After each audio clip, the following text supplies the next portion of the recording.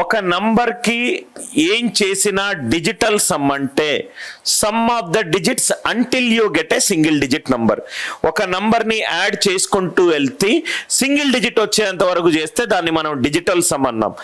Digital sum is some of the digits until you get a single digit number. 1 2 3 4 5 6 7 8 9. ఒక నంబర్కి add చేసుకుంటూ వెళ్తే single digit వస్తుంది.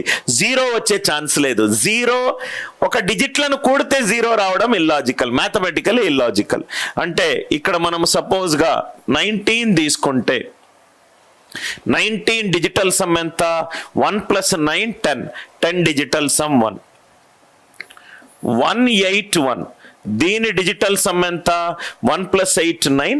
9 + 1 10. It is also 1. ఇవన్నీ same మనం స్క్వేర్, పర్ఫెక్ట్ స్క్వేర్ ఎలా చేసామో సేమ్ ప్యాటర్న్. క్యూబ్ చేస్తాం. 1 cube is 8, 2 cube is 8, 3 cube is 27. 27 digital sum ఎంత? 9. 27 డిజిటల్ సమ్ ఎంత? 9. 4 cube is 64. 6 + 4 10. 1 + 0 1. 5 cube ఎంత? 125. 125 డిజిటల్ సమ్ ఎంత? 8. 6 cube is 216. 216. 2 + 6 + 1 ఎంత వచ్చింది? 9.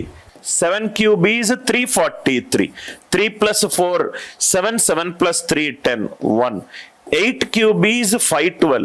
5 + 1 + 2 8. 9 cube is 729. ఇది 9. ఇదే లాజిక్ మనము పర్ఫెక్ట్ స్క్వేర్ కూడా చేసాం.